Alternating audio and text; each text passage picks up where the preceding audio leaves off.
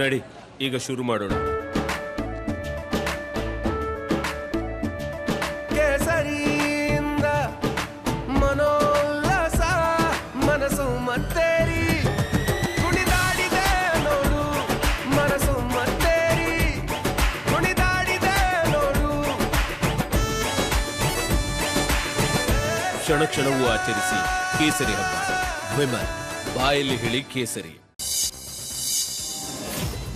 ಹುಬ್ಬಳ್ಳಿಯಲ್ಲಿ ನಡೆದ ಅಂಜಲಿ ಅಂಬಿಗೇರ ಹತ್ಯೆಗೆ ಭಾರಿ ಆಕ್ರೋಶ ವ್ಯಕ್ತವಾಗ್ತಾ ಇದೆ. ಬಾಗಲಕೋಟೆಯ ಮುದಳ್ ನಗರದಲ್ಲಿ ಹತ್ಯೆಯನ್ನ ಖಂಡಿಸಿ ಪ್ರತಿಭಟನೆಯನ್ನ ನಡೆಸಲಾಯಿತು.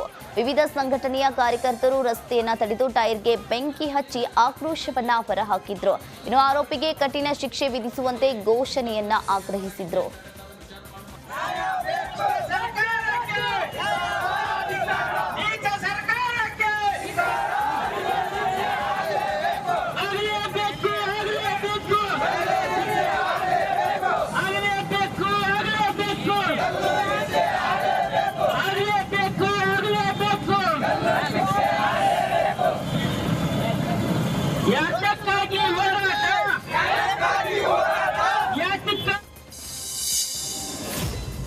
ಹುಬ್ಬಳ್ಳಿಯಲ್ಲಿ ಅಂಜಲಿ ಹತ್ಯೆ ಹಿಂದೆ ಗಾಂಜಾ ಡ್ರಗ್ಸ್ ಮಾಫಿಯಾ ಲಿಂಕ್ ಇದೆ ಅಂತ ಶಾಸಕ ಮಹೇಶ್ ತೆಂಗಿನಕಾಯಿ ಆರೋಪಿಸಿದ್ದಾರೆ. ರಿಪಬ್ಲಿಕ್ ಕನ್ನಡಕ್ಕೆ ಪ್ರತಿಕ್ರಿಯೆ ನೀಡಿದ ಅವರು, ಹುಬ್ಬಳ್ಳಿಯಲ್ಲಿ ಡ್ರಗ್ಸ್ ಗಾಂಜಾ ಮಾಫಿಯಾ ಎಗ್ಗಿಲ್ಲದೆ ಸಾಕಿದೆ. ಇಂತಹ ಮಾಫಿಯಾಗಳಿಂದ ನಗರದಲ್ಲಿ ದುರಂತ ನಡೀತಾ ಇವೆ. ಬಂಧನ ಮಾಡದಿದ್ರೆ ಆಗದು, ಕಠಿಣ ಕ್ರಮ ಆಗಲೇಬೇಕು ಅಂತ ಆಗ್ರಹಿಸಿದ್ರು. ಹತ್ಯೆ ಆಯಿತು, 8 ದಿನಗಳಿಂದ ಹೋರಾಟ ಆಯಿತು, ಅದಾದಮೇಲೆ ಬಂಧಿಸುವಂಥದ್ದಾಯಿತು. ಇವತ್ತು ಅಂಜಲಿ ಹೋರಾಟ ಆಯಿತು, ಹೋರಾಟ ಮೇಲೆ ಇವತ್ತು 30-40 ಗಂಟೆಗಳಾದಮೇಲೆ ನೀವು ಬಂಧಿಸುವಂಥದ್ದು. ಬಟ್ ಎಂಡ್ ಎಲ್ಲಿಗೆ ಅನ್ನೋಂಥದ್ದು ಅದು ವೆರಿ ಇಂಪಾರ್ಟೆಂಟ್ ಇರುತ್ತೆ. ಇವತ್ತು ಈ ರೀತಿಯಾದಂಥ ಹಂತಕರನ್ನು ನಾವು ಕೇವಲ ಬಂಧಿಸ್ತೀವಿ, ನಾಳೆ ನೀವು ನ್ಯಾಯಾಂಗ ಕಸ್ಟಡಿಗೆ ತೊಗೊತೀರಿ, ಅದಾದಮೇಲೆ 15 ದಿವಸ ಆಗುತ್ತೆ, ಬೇಲ್ ಪ್ರೊಸೆಸಿಗೆ ಬಂದುಬಿಡ್ತಾರೆ ಅವ್ರು ಇಮಿಡಿಯೇಟಾಗಿ. ಆದರೆ ಇದರಿಂದ ಯಾವುದೋ ಒಂದು ತಾರ್ಕಿಕ ಅಂತ್ಯ ಕಾಣುವಂಥದ್ದು ಆಗುತ್ತೆ. ಸರ್ ಏನಾಗಬೇಕು ಆ್ಯಕ್ಚುಲಿ ನೋಡಿ, ಒಂದು ತಾರ್ಕಿಕ ಅಂತ್ಯ ಕಾಣಬೇಕಂದ್ರೆ ಇದಕ್ಕೆ ಈ ರೀತಿಯಾದಂಥ ಕಡಿವಾಣ ಹಾಕಬೇಕು. ಹುಬ್ಳಿಯಲ್ಲಿ ಈಗಾಗಲೇ ನಮಗೆ ಮಾಹಿತಿ ಇರ್ತಕ್ಕಂಥ ಕಾರಣ ಅಂತಾರೆ ಮೇಜರ್ ಆಗಿ ಇವತ್ತು ಗಾಂಜಾದ್ದೇನು ಒಂದು ದೊಡ್ಡ ಜಾಲ ಇದೆ, ಅದರ ಜೊತೆಗೆ ಡ್ರಗ್ಸ್ಗಳದ್ದು ಏನೇನು ಜಾಲ ಇದೆ, ಆ ಜಾಲನೇ ಇದಕ್ಕೆ ಬಹುಮುಖ್ಯವಾಗಿಂತ ಕಾರಣ ಅನ್ನುವಂಥದ್ದು ಇವತ್ತು ಅನೇಕ ಸಂದರ್ಭದಲ್ಲಿ ವ್ಯಕ್ತಪಡಿಸೋಕೆ ಗೊತ್ತಾಗ್ತದೆ. ಅಂದರೆ ಹುಬ್ಬಳ್ಳಿಯಲ್ಲಿ ಗಾಂಜಾ ಮತ್ತು ಡ್ರಗ್ಸ್ ಜಾಲ ವ್ಯಾಪಕವಾಗಿದೆಯಾ? ಹೌದು, ಡೆಫಿನೆಟ್ಲಿ ಇದ್ರ ಬಗ್ಗೆ ನೋ ಡೌಟ್ ಇದು ಭಾಳ ದೊಡ್ಡ ಜಾಲ ಇವತ್ತು ಆಗಿದೆ. ಇವತ್ತು ವಿದ್ಯಾರ್ಥಿಗಳು ಅದರ ದೆಸೆಯಿಂದ ಇವತ್ತು ಸಮಸ್ಯೆಗಳಾಗ್ತಾ ಇದ್ದಾವೆ. ಈ ರೀತಿಯಾದಂಥ ಘಟನೆಗಳನ್ನು ನಡೆದಾಗೂ ಕೂಡ ಅದರದೇ ಹಿನ್ನೆಲೆ ಅನ್ನುವಂಥದ್ದು ಅನೇಕ ಸಂದರ್ಭದಲ್ಲಿ ಬರ್ತಾ ಇದೆ.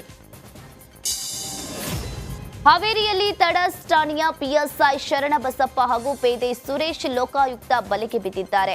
ಗ್ಯಾಂಬ್ಲಿಂಗ್ಗೆ ಅನುಮತಿಯನ್ನ ನೀಡಲು ಪ್ರಭಾಕರ್ ಎಂಬುವರಿಗೆ ಪಿಎಸ್ಐ ಶರಣಬಸಪ್ಪ 5 ಲಕ್ಷ ಹಣಕ್ಕೆ ಬೇಡಿಕೆಯನ್ನ ಇಟ್ಟಿದ್ರು.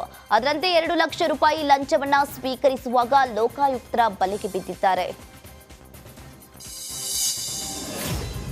ಮಾಜಿ ಮುಖ್ಯಮಂತ್ರಿ ಎಸ್ಎಂ ಕೃಷ್ಣರ ಆರೋಗ್ಯವನ್ನ ಸುಧಾರಿಸಲು ಅಭಿಮಾನಿಗಳು ದೇವರ ಮೊರೆ ಹೋಗಿದ್ದಾರೆ. ಉಡುಪಿ ಜಿಲ್ಲೆಯ ಪಡುಬಿದ್ರಿ ದೇವಸ್ಥಾನದಲ್ಲಿ ಹೋಮ ಹವನವನ್ನ ನಡೆಸಲಾಯಿತು. ಶ್ರೀ ಮಹಾಲಿಂಗೇಶ್ವರ ಮಹಾಗಣಪತಿ ದೇವಸ್ಥಾನದಲ್ಲಿ ವಿವಿಧ ಹೋಮ ಪೂಜೆಗಳನ್ನ ಹಮ್ಮಿಕೊಳ್ಳಲಾಗಿತ್ತು.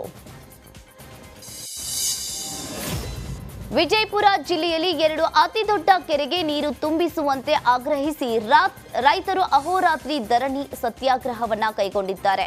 ಜಂಬಗಿ ಕೆರೆಗೆ ನೀರು ತುಂಬಿಸಿದ್ರೆ ಆಹೇರಿ, ಜಂಬಗಿ, ಹುಣಶ್ಯಾಳ, ಅಂಕಲಿಗಿ ಗ್ರಾಮದ ರೈತರಿಗೆ ಕುಡಿಯಲು ನೀರು ಸಿಗುತ್ತೆ, ಅಲ್ಲದೆ ಜಾನುವಾರುಗಳಿಗೆ ಅನುಕೂಲವಾಗುತ್ತೆ. ಹೀಗಾಗಿ ಕೂಡಲೇ ಕೆರೆಗೆ ನೀರು ತುಂಬಿಸಬೇಕೆಂದು ರೈತರು ಒತ್ತಾಯಿಸಿದ್ರು.